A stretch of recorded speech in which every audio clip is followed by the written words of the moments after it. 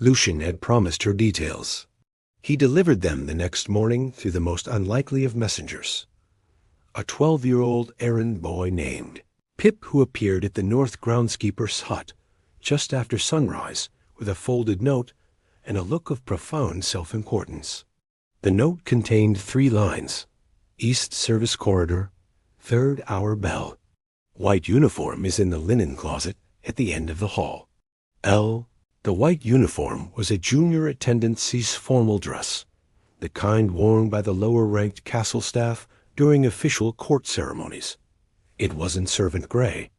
It wasn't ranked wolf gold and silver.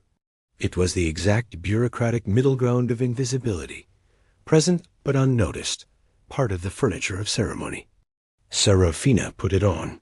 She braided her copper hair precisely, pinned it low, kept her silver eyes carefully downcast. She looked, she decided, like someone who was exactly where she was supposed to be. She walked into the Great Hall. The Great Hall of Ironmoon Castle was the most magnificent room she had ever seen, and the one she had been in least. The ceiling vaulted 40 feet above the black marble floor, supported by carved columns that depicted the 12 founding wolves of the original pack in stone, so detailed you could count the hairs in their wolves' ruffs. The banners of the Draven bloodline, midnight and gold, hung between every window. At the far end, on a raised dais, stood the Alpha King's chair. Not quite a throne, but a high-backed chair of black wood and iron that accomplished approximately the same psychological effect. And in that chair, at the room's center of gravity, sat Cale Draven. He was dressed in full formal regalia today. The black coat with the blood-gold shoulder pieces, the crown of iron and pale moonstone that was the Alpha King's crown. His dark hair swept back, and sharp-featured face arranged in the expression of a man participating in a process he had agreed to and was managing his feelings about. Beside him stood the High Priestess Marin, immaculate in white and gold, holding the silver ceremony book. On the floor below the dais, arrayed in a careful, curated semicircle, stood the Luna candidates. 12 of them, all beautiful, all impeccably ranked. Daughters of Beta Lords and allied Alpha bloodlines, each in formal gown and pack insignia, each radiating the particular brand of composed ambition that comes from being told your whole life that you were made for exactly this moment. Serafina slipped along the room's wall, moving toward the service station at the room's left flank, a legitimate position used by attendants managing refreshments and ceremony accessories. She reached it without incident. A beta attendant gave her a brief professional nod. She nodded back, and she picked up a serving tray with the purposeful ease of someone who had been carrying things her whole life. She watched. Marin was reading the formal presentation. Names, bloodlines, accomplishments, the ritual recitation of worthiness that was tradition in Lunas elections. The candidates stood in practiced poses, exuding ranked Volf composure with varying degrees of genuine ease. The court wolves ranged along the hall as sides, watched with the attentiveness of people who understood that being seen to be attentive was itself a performance. Cale Draven watched with no expression at all. He looked, Serafina thought, like a man attending his own trial and having already made peace with the verdict. Then he looked up, past the candidates, past the ceremony, past the ranked wolves, directly at her. She had not meant to be looking at him. She had been looking at Marin, tracking the High Priestess the way she'd been tracking her for 2 weeks, watching the white-robed figure and waiting for the moment when that watchful pale gaze would turn and find her. But for one unguarded second, she had looked at him, and he had looked back. And the pull, the mate bond, hit both of them simultaneously, in the middle of a formal ceremony, in front of the entire court, with 12 Luna candidates standing precisely between them on the dais floor. Serafina saw his jaw tighten. She saw his eyes go very still. She saw him look away with the visible effort of a man doing something that didn't come easily. But she also saw, and she couldn't have said why she was certain, only that she was, that he didn't quite make it all the way back to not feeling.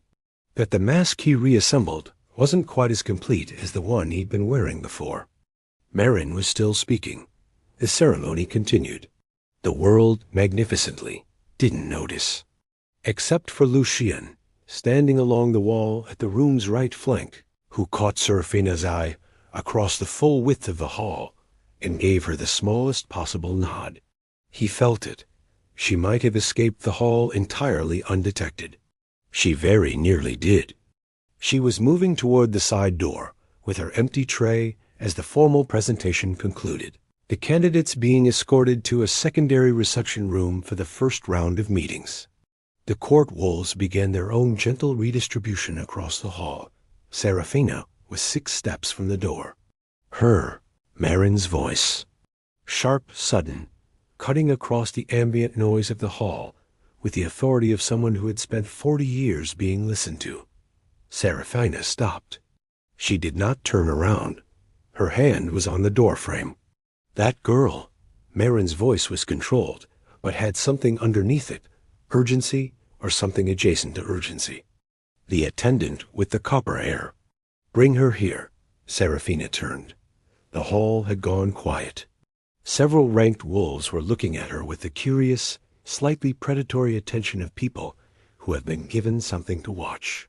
2 of Marin's personal acolytes, young beta women in white robes, were moving toward her. Serafina set down the tray. She could run. She had calculated the door, the distance, the likelihood of being caught before reaching any genuinely secure space, and decided that running was worse than staying. Running was guilt confirmed. Running was the end of any possibility of the plan she and Lucien had built. She walked toward Marin instead. The high priestess watched her come with the expression of someone watching a gambit succeed. Most people look at the moon the way they look at a piece of expensive furniture, he said, appreciating it from a distance. You were looking at it the way you look at something you recognize. The court wolves nearby were very still now. This was unprecedented. The Alpha King having a conversation with an Omega, not an instruction, not a dismissal, not an acknowledgement that her existence had created a minor inconvenience. An actual conversation. Serafina raised her gaze, just slightly, just enough to meet his eyes briefly, for the space of a breath. The pull hit her like a wave, not the distant magnetic warmth she'd been managing for 2 weeks, but the full, overwhelming force of it, the gravity and music and recognition sensation that she'd felt in the courtyard the day of the announcement, concentrated and close and undeniable. She looked away immediately, but not before she saw his eyes change. Just for a fraction of a second, just a flicker, the storm gray going still in a different way, not the stillness of cold control, but the stillness of something genuinely surprised. Something struck. Carry on, he said. His voice was the same. His face, when she looked at that safe middle distance again, was the same. But something had happened. She walked away without looking back. Behind her, she heard nothing. No resumption of conversation, no movement. As though the Alpha King had not yet resumed whatever he'd been doing before. As though he was standing there, watching her go. That evening, Lucien found her in the north grounds. She had almost expected him.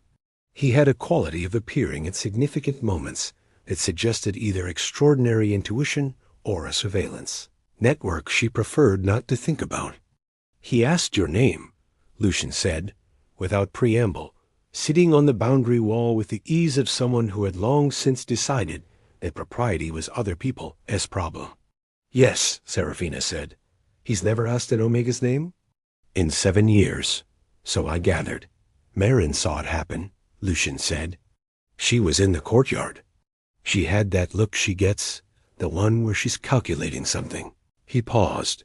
Did you feel it when he spoke to you? Serafina set down the rake. She looked at Lucien Draven, and for the first time she looked at him directly, fully, without the protective obliqueness she normally maintained. He met her gaze without flinching. What do you know? She asked. He was quiet for a moment.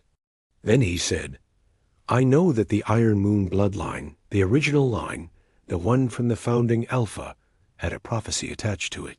All of the great pacts do. Those old tales the priestesses keep, and the Alphas mostly ignore. The Iron Moon prophecy is about the Luna, who completes the bloodline. Not a ranked she-wolf chosen by politics or power. A true mate. A wolf whose power mirrors the founding Alpha's own. He looked at her steadily. The founding Alpha was the only wolf in the Kingdom's recorded history to carry silver fire, a power the texts describe as light that comes from within, not from the shift, not from the moon. Ancient pre-hierarchy power. He paused. The prophecy says that when the bloodline approaches completion, the silver fire will reappear. In the mate, not in the Alpha. Serafina was very still. The priestesses have known about this for generations. Lucien continued. Marin has been preparing for it specifically, because the prophecy also says that the Luna who carries silver fire will be more powerful than the Alpha King. That her arrival signals a restructuring of the hierarchy. He looked at her carefully. Marin has spent 40 years ensuring that restructuring never happens. By severing the bloodline, Serafina said. Lucien went very still. How do you know those words? He asked quietly. I heard them, Serafina said. Beneath the dormitory floor. 2 weeks ago. Someone was chanting in the old tongue. Lucien's expression shifted, something cold moving through the warmth in it, like a shadow crossing water. Marin has a ritual circle in the catacombs beneath the servant quarters, he said. I've suspected it for a year. I haven't been able to prove it. He got off the wall. She's been casting suppression spells on the Omegas, looking for the silver fire and containing it before it surfaces. He looked at her.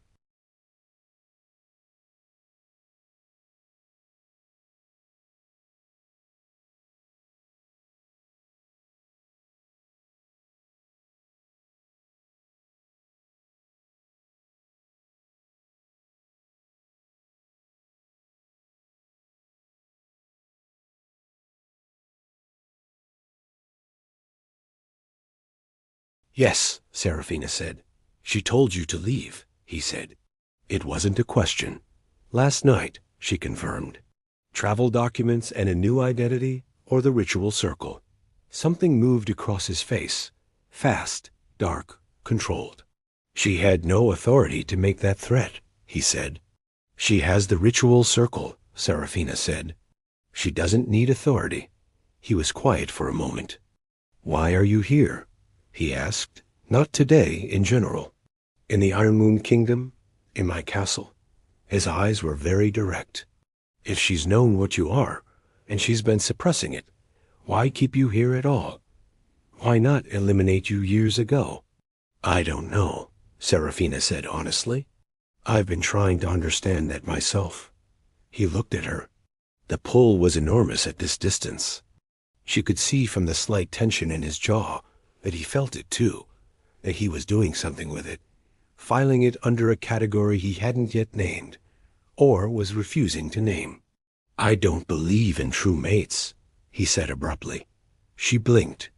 I didn't ask you to. I was told as a child, he continued, his voice carrying the flat quality of someone reciting something they've been taught, that true mates were a poetic concept. A myth the old pacts used to explain the mate bond's emotional intensity. That in practice, the bond could form between any compatible wolves of appropriate rank. A pause. I've believed that. For 24 years. He said it the way someone says a thing they're beginning to doubt. Serafina said nothing. What I feel when I look at you, he said, is not what I've been told the mate bond feels like. She looked at him directly. I know, she said. His eyes held hers for a long moment. Then he said quietly, What are you?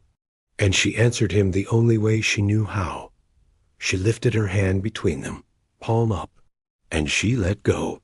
For the first time in 6 years, she stopped holding the light down. It came up through her skin like sunrise, slow, breathtaking, inevitable.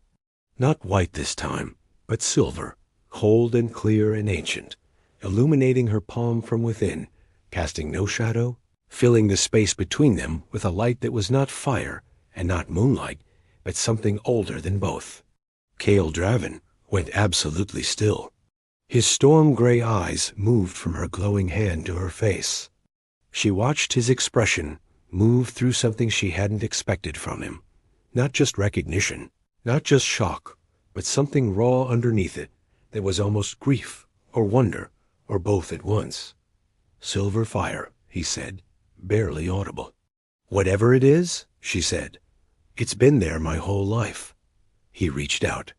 Slowly, with the careful movement of someone approaching something they are not certain is safe and have decided to approach anyway.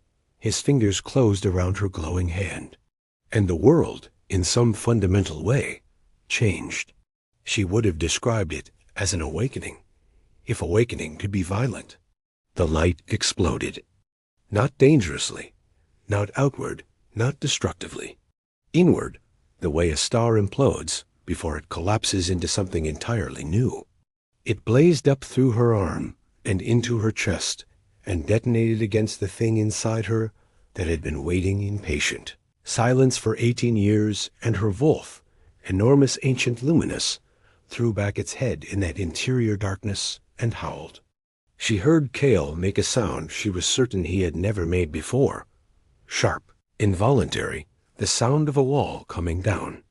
The mate bond, the real one, the true one, the one Marin had spent 40 years insisting was mythology, snapped into place between them like a chain of light, unmistakable and irrevocable and true. And then the hall doors exploded open. Marin Ashvale stood in the doorway, and she was no longer the composed, calculating priestess in ceremonial white. She was something else entirely. Her eyes were black from edge to edge, her hands raised, her voice filling the hall with words in the old tongue that hit Seraphina like a physical blow. Suppression ritual. 40 years of preparation. "Sever it," Marin said. "Now, before the bond completes." The silver fire sputtered. Seraphina felt the bond flicker, felt Cale flicker, felt him pushed backward by some external force, felt the connection between them go suddenly thin and fragile, and she heard herself scream, not in fear, in fury.